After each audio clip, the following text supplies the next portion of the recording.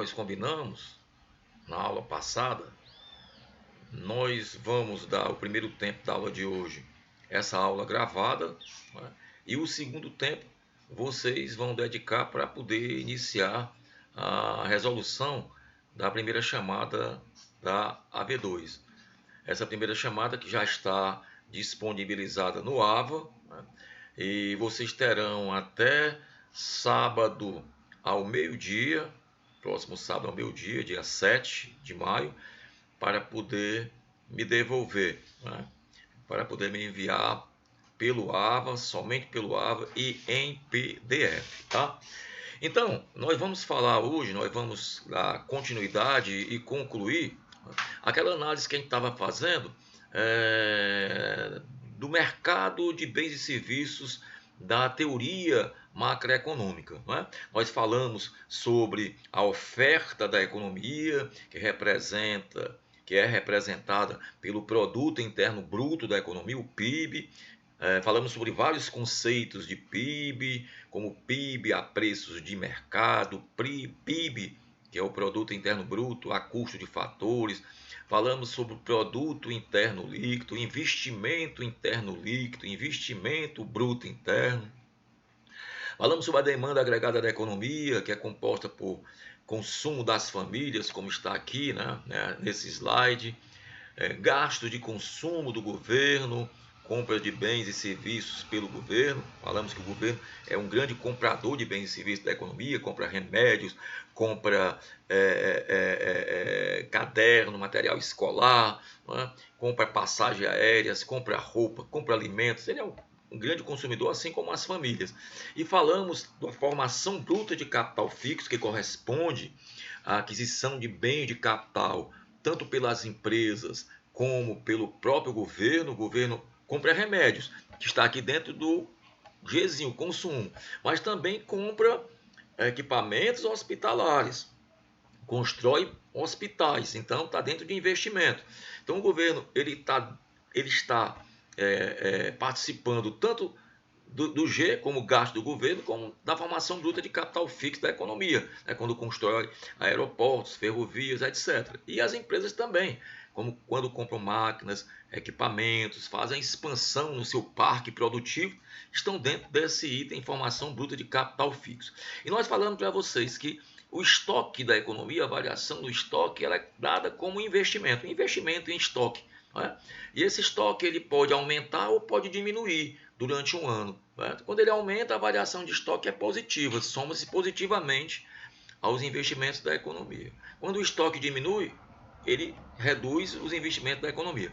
Mas é um valor muito pequeno, insignificante, quando se compara com o valor do investimento, né, decorrente da compra de máquinas, equipamentos, construção de prédios, etc. Tá? Então, somando os dois, nós temos o investimento da economia. Aqui nós temos as exportações, que corresponde à demanda dos estrangeiros com relação aos nossos produtos, e aqui nós temos a importação. Por que a importação está menos aqui? Porque quando a gente retira a importação de dentro dos outros itens aqui que compõem a demanda da economia, nós chegamos à demanda interna, já que o PIB, que é a oferta, é o produto interno bruto, quer dizer, total de bens e serviços finais produzidos dentro da economia brasileira, dentro do território brasileiro. Então, de um lado eu tenho o PIB, do outro lado eu tenho que ter a demanda interna. Então, a demanda interna é eu retirar de dentro do consumo, das aquisições das famílias de bens importados, o valor da importação. Do governo também, que compra bens importados, eu tiro as importações. As máquinas e equipamentos que foram adquiridas no exterior, que são as importações de máquinas e equipamentos, eu retiro aqui as importações. Ou seja, eu retiro de dentro de cada item desse aqui o que foi importado, porque aqui eu tirei toda a importação do país durante um ano, ok? Então aqui eu tenho uma demanda interna da economia. Então aí nós falamos sobre o mercado de bens e serviços, né? Que quando ele está em equilíbrio, a demanda agregada, que é essa que está aqui, é igual à oferta agregada, que é igual ao PIB, né? A oferta corresponde ao PIB da economia. E agora nós vamos ver esse mercado de bens e serviços né, que é o equilíbrio macroeconômico, vamos ver dados reais dele, que estão nas contas nacionais do Brasil, que estão lá no site do IBGE. Né? Então, eu já abri aqui o site do IBGE para ganhar tempo e vou mostrar a vocês o caminho até chegar às contas nacionais. Aqui já estou dentro das contas nacionais, mas eu vou voltar aqui para mostrar a vocês o caminho. Estatísticas, econômicas, contas nacionais. Quando eu clico aqui, pessoal, em contas nacionais, eu vou entrar na página das contas nacionais, onde aqui estão mostrados vários produtos que diz respeito às contas nacionais. E aqui, vamos direto aqui em Sistema de Contas Nacionais Trimestrais e Sistema de Contas Nacionais. Esse produto aqui, Sistema de Contas Nacionais, trazem todas as contas nacionais do Brasil. Né? Mas esse sistema de contas, essas contas estão defasadas. Vamos olhar aqui. Quando eu clico aqui, observa, tabelas de 2010 e 2019.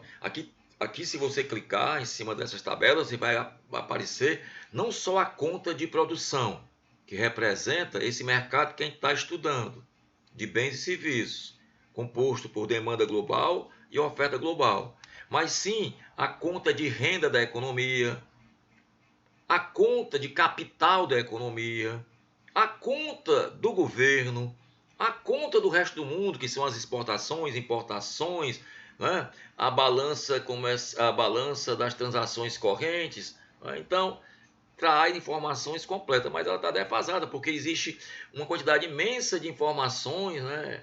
Que são oriundas de vários institutos, várias empresas, né? Vários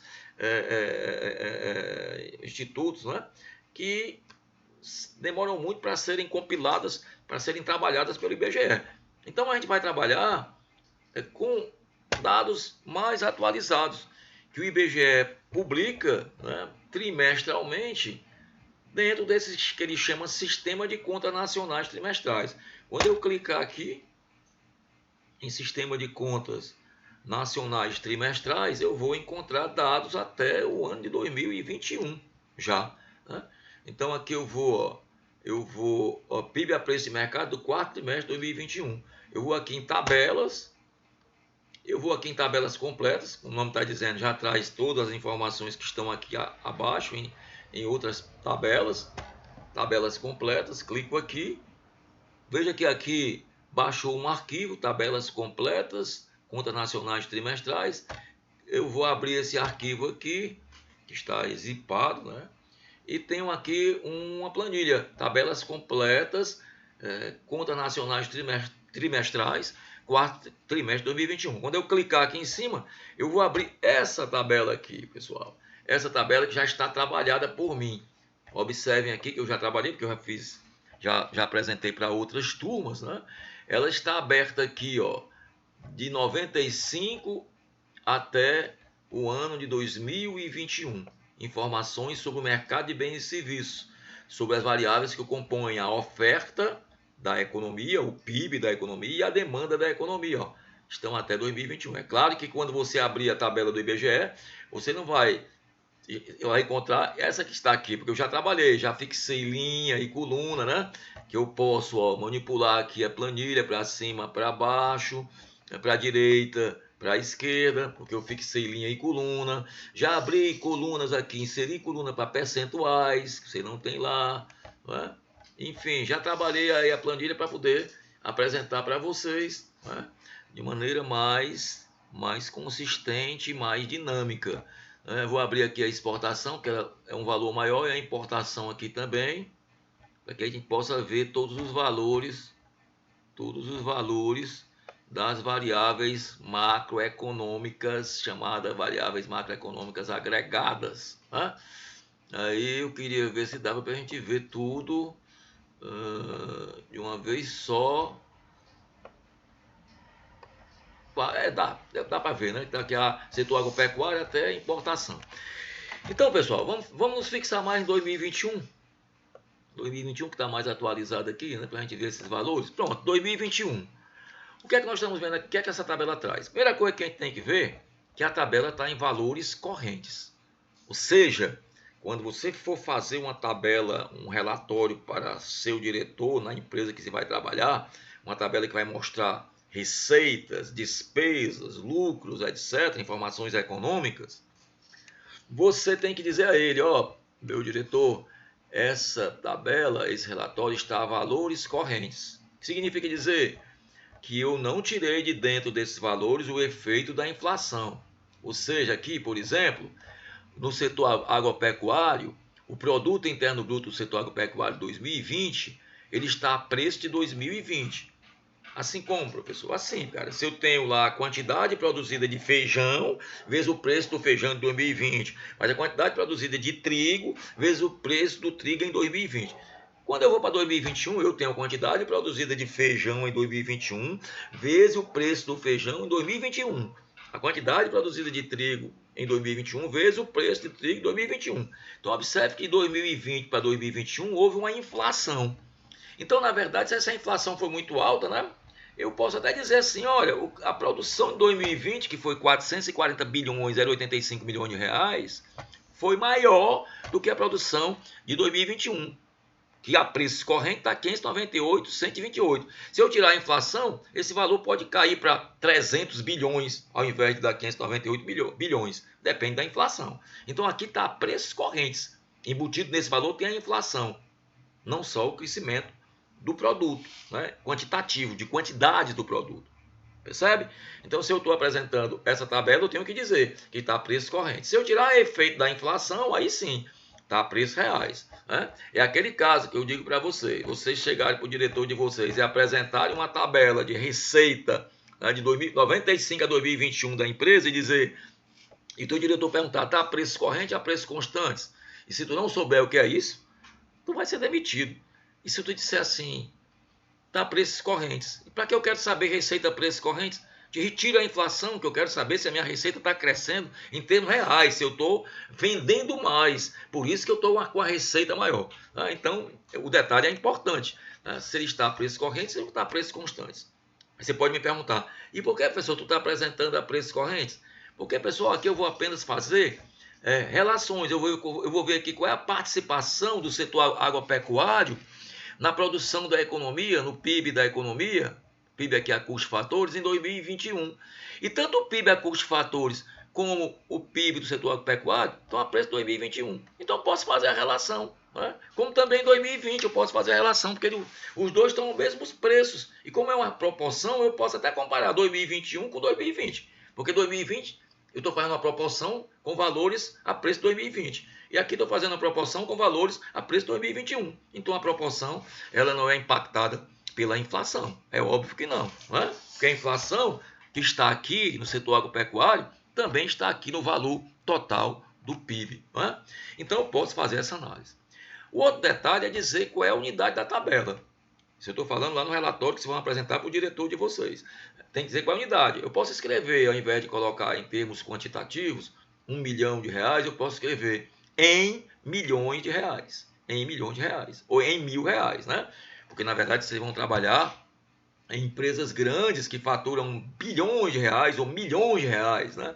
Então, vocês não vão apresentar em centavos, né? A unidade vai ser 1.000, por exemplo, né? Então, tem que identificar a unidade. Aqui está em 1 milhão. Então, pessoal, vamos então para a análise, né, dessa tabela em termos econômicos. A primeira informação que a gente tem, logo, né, que vocês, a maior parte não sabiam, é a dimensão do PIB do Brasil. Né? Observe que o PIB do Brasil está em 8 trilhões 679 bilhões 490 milhões de reais. Aí eu posso transformar em dólar, né? Que normalmente o PIB é dado em dólar. É só dividir pelo valor do dólar, né, atual. Na verdade, se divide pelo valor médio de 2021 do dólar, né? Porque se pegar de dezembro pode ser maior ou pode ser menor. E esse PIB é construído durante o ano inteirinho. Né? Então vamos lá. Nesse caso ele está em reais. Né? Em 8 trilhões 679 bilhões 490 milhões de reais. Tá? Então aqui nós temos o PIB da agropecuária, o PIB da indústria e o PIB do setor serviços. Não é? Aqui, esse PIB que está aqui está a custo de fatores. pelo preço em que o produto ou serviço foi produzido. Não existe incidência de impostos. Daí nós dizemos que o produto interno aqui de cada um dos setores está a custo de fatores, pelo custo que foi gasto com a produção desses produtos. Ao chegar no mercado, se incide um imposto indireto, aquele imposto que incide sobre o produto, né? Como o IPI, Imposto sobre Produto Industrializado, ICMS. Então aqui dentro eu tenho os impostos. Desses impostos retiro os subsídios, que são transferência de recursos que o governo faz para as empresas de algum desses setores. Não é? Por exemplo, a empresa de produção de álcool combustível, não é? Que está aqui, a indústria de álcool combustível, recebe subsídios, que reduz o custo de produção, o custo dos fatores. Então eu tenho que tirar também os subsídios para ficar no preço que ele chega no mercado. Que quando ele manda subsídio, ele transfere recurso para a indústria na forma de subsídios, ele diminui os custos, diminui o custo dos fatores. Então eu tenho que, para chegar ao preço de mercado, eu tenho que pegar o custo dos fatores, retirar, somar os impostos, que aumenta o preço que chega no mercado, e retirar os subsídios. Aí eu tenho o PIB a preço de mercado. Mas aqui ele está só a custo de fatores, tá? Esses conceitos já falamos para vocês durante as aulas anteriores, tá?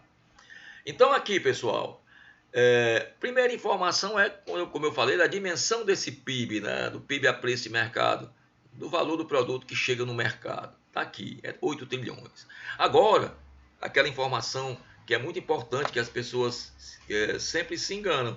Eu já perguntei em sala de aula, pessoal, quem é que participa mais do PIB da economia? O setor agropecuário, o setor indústria ou o setor de serviços? Agora está claro, vocês estão vendo aí, mas as pessoas respondem o setor agropecuário. Por que as pessoas respondem o setor agropecuário? Porque esse é o setor que mais se desenvolveu no Brasil.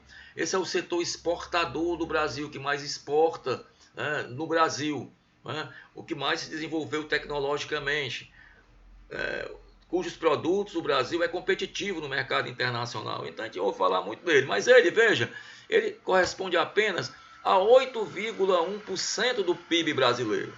Então, quando ele cresce 10%, 15%, ou 6%, ou 7%, a repercussão é pequena em cima desse PIB aqui, porque ele representa pouco. Professor, como você calculou isso? Eu peguei e dividi 598,128 pelo PIB a custo de fatores, que é 7 trilhões, 388 bilhões, 910. Dividi isso, preste atenção, divide esse valor por esse e multiplica por 100. Aí você tem percentual, que dá 8,1%. Para aí a gravação e calcula. Faz aí, 598,128 dividido por 7, 388,910 vezes, o que der esse resultado, vezes 100. Aí eu tiro em conta 8,1%. Esse 8,1% é a participação do setor agropecuário no PIB do Brasil. Então, a primeira informação, pessoal? Sabemos já qual é a participação do setor agropecuário no PIB. Depois fazemos a mesma coisa para a indústria. Pegamos o valor do PIB da indústria. Por que eu divido por esse valor aqui e não por esse? Porque eu já disse que esse PIB da indústria, esse PIB da agropecuária e o PIB do serviço estão a custo de fatores. Então, tem que dividir pelo total deles, da soma dos três, que está aqui, certo? 7, 388, 910. Então, eu pego 636,789 e divido por 7, 388, 910 e multiplico por 100. Aí encontrei o percentual. Para o vídeo e calcula aí esse percentual. Depois você vai calcular os serviços. 5 trilhões 153,993 divide por 7, 388, 910 e o que der, o resultado, multiplica por 100. Para o vídeo e calcula. Vai encontrar 69,8%. Então veja que o maior setor da economia é o setor serviços e é o que mais cresce na economia. O segundo é o setor indústria, que por sinal no Brasil está estagnado há décadas, né? Há décadas. E o setor agropecuário ele tem apresentado um certo crescimento, que a gente vai ver daqui a pouco. Estamos vendo só a participação de cada um dos setores no PIB do Brasil, no caso aqui, no PIB a custos fatores, porque dentro desses valores aqui da agropecuária, da indústria e do serviço, não estão contabilizados os impostos, né? Os impostos que determinam o preço que esses produtos chegam ao mercado, que está aqui. Agora, vamos analisar a participação da demanda da economia, né? Observe agora que a demanda está a preços de mercado, porque as famílias compram o produto, quando eles vão comprar o produto, as famílias vão comprar o produto, dentro do produto já tem os impostos, né? Então, eu posso agora fazer a relação do consumo das famílias com o produto interno bruto da economia, tá, pessoal? Então, aqui nós temos informações importantes da economia brasileira. Primeiro, pessoal, nossa economia se caracteriza, né, por uma forte propensão a consumir, certo? Como nós somos um país pobre, qualquer aumento na renda das pessoas, né, a maior parcela dela é levada para consumo, né? As pessoas ainda não têm eletrodomésticos, né, de qualidade e quantidade necessária para o seu dia a dia, não vai a restaurante, a maior parte das pessoas, não vai a gabinete de beleza, né? Não viaja, não é isso, pessoal?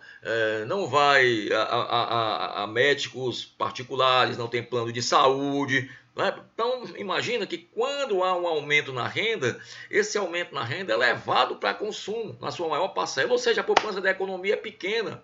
E isso é ruim, porque quando a poupança da economia é pequena, essa formação bruta de capital fixo, que é o investimento da economia, também é pequena, porque não sobra dinheiro, né, para aplicar no mercado financeiro, para que as empresas cheguem lá e peguem esse dinheiro e comprem máquinas, equipamentos que expandam a sua capacidade produtiva, né?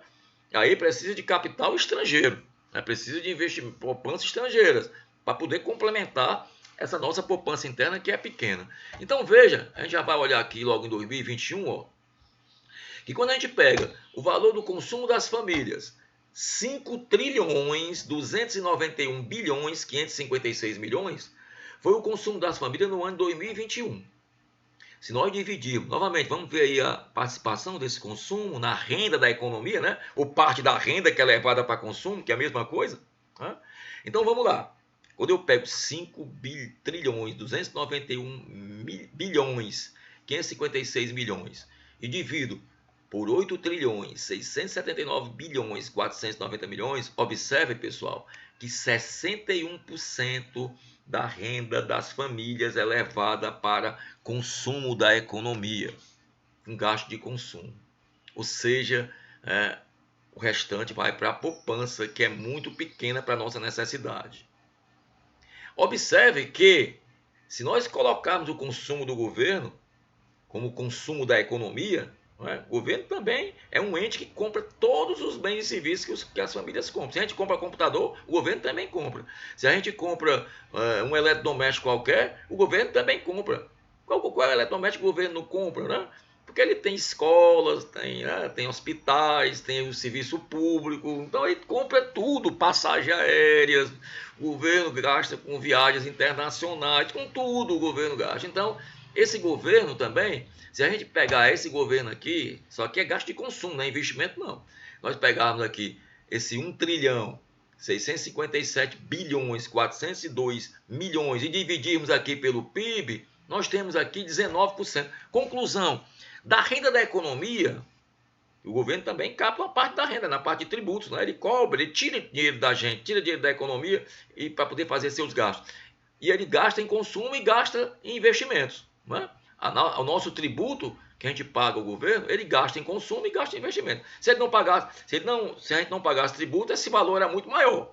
Então, uma parte dos gastos é feito pelo governo para gerar serviços públicos para a gente, né?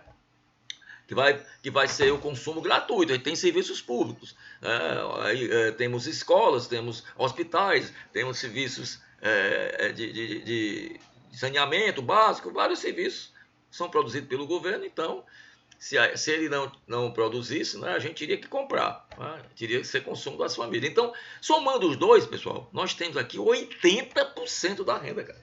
80% dessa renda é levada para consumo, né? Então, veja que o país tem uma elevada propensão marginal a consumir, uma propensão a consumir elevada, né? Então sobra pouco para investimento. A formação bruta de capital fixo, se nós pegarmos aqui o que foi no ano 2021, nós temos 19%. 19% é muito? É não, pessoal. É muito pouco. E o pior que nós vamos ver agora em anos anteriores, né, que esse valor chega a 16%, 15%. Não é, pessoal? Então significa que nós não estamos expandindo a economia. Observa que aqui também, dentro dessa formação bruta de capital fixo, né, tem aquela parte de bens de capital que vai ser utilizada para repor os bens depreciados. Então, lembrado aqui, ó, o investimento bruto interno e o investimento líquido interno. Estão lembrados do conceito? Pois é. Então, imagina aqui que a China, que é um país que cresce a taxa de 8, 7, 10, até 13%, tem um percentual de 40%, né, da renda levada para investimentos. Então, veja que para crescer a taxas, para que esse PIB possa crescer a taxas que nos dê uma condição de desenvolver o país, ele tem que crescer a taxa de 7, 8, 6, 5, nunca a taxa de 2, 2,1, menos 0, menos 3, menos 0,5, menos 0,6, menos 2. Não, tem que crescer a taxas positivas e taxas elevadas e constantemente crescer a taxas elevadas para que a gente possa chegar a um nível de desenvolvimento, né? Então, pessoal, eu não vou olhar aqui exportação menos importação, porque veja que essa da balança comercial é insignificante, né? Se eu pegar 1,744,341, tirar 1,655,947, esse resultado é pequeno, né, em comparação ao PIB do país. Eu tenho as exportações, né, aqui, né, que vai ter uma participação de 20%, mas eu tenho também a importação, que vai ser em torno também de 20%. Então, o que a gente exporta, a gente importa em termos de PIB, né? Esse saldo aqui da balança comercial, ele é insignificante em cima do PIB. Então, vamos olhar os indicadores que fecham 100%, né? Que fecha aqui os 100%, 61, 80, mas aqui, o resultado aqui fecha os 100%, né? Que é bem pouquinho, é 1 ponto alguma coisa, ó. Que aqui temos 80 mais 19, dá 99, aqui é 1%, é 1% essa relação aí do comércio exterior com o PIB do Brasil. Então veja, pessoal, que se eu pegar aqui agora, né, na planilha de Excel, clicar aqui em cima, né, clicar aqui em cima e puxar esses valores lá para cima, ó, sair puxando o valor lá para cima aqui, eu clico aqui, né, e puxo esse valor lá para cima. Aqui assim, eu faço aqui, ó. Aí puxa assim para cima. Se eu puxar isso aqui para cima, eu vou ter o mesmo percentual aí para cada ano. Eu já fiz isso, né? Já fiz isso. Eu vou só mostrar a vocês os valores.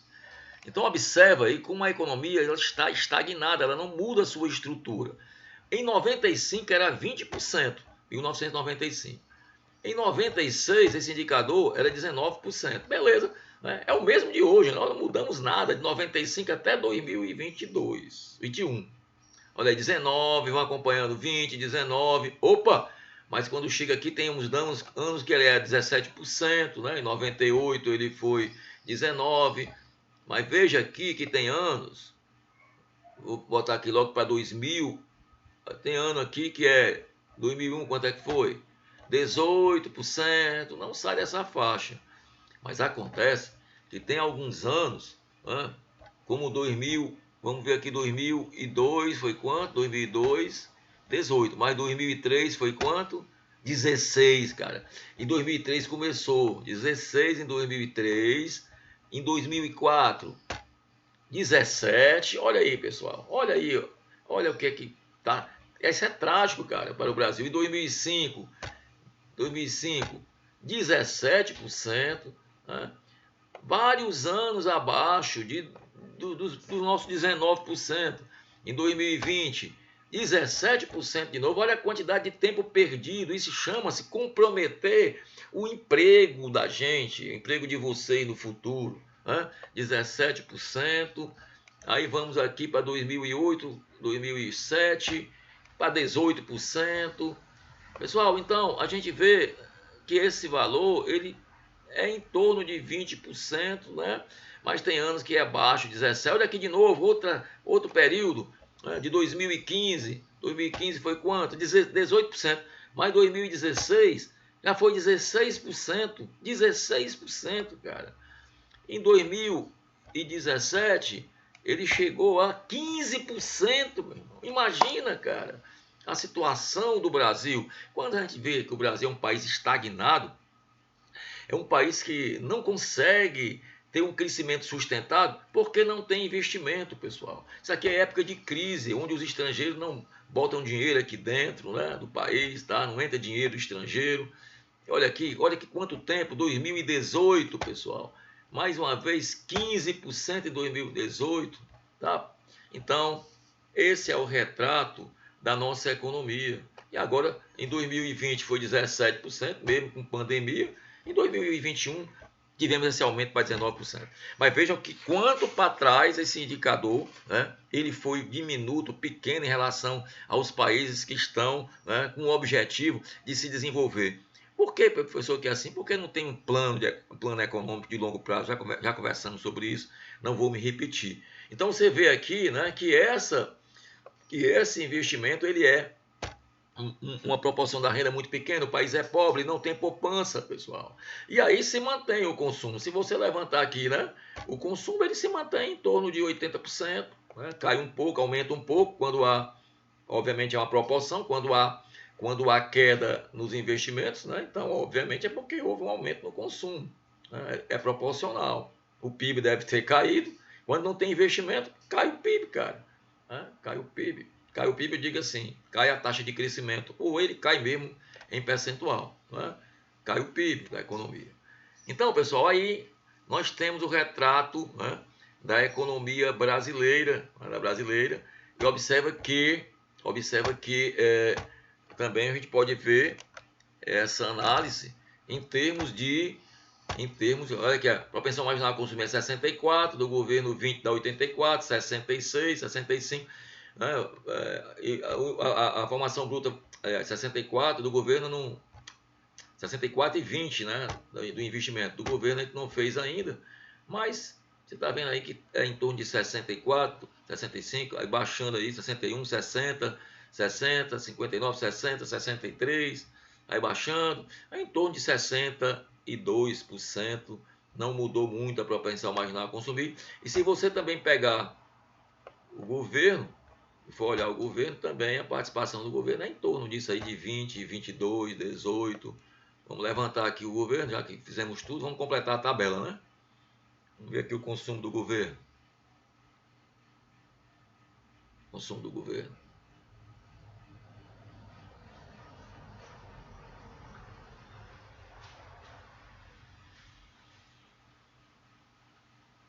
Vamos, ligeiro. Ligeiro é só subir aqui, ligeiro.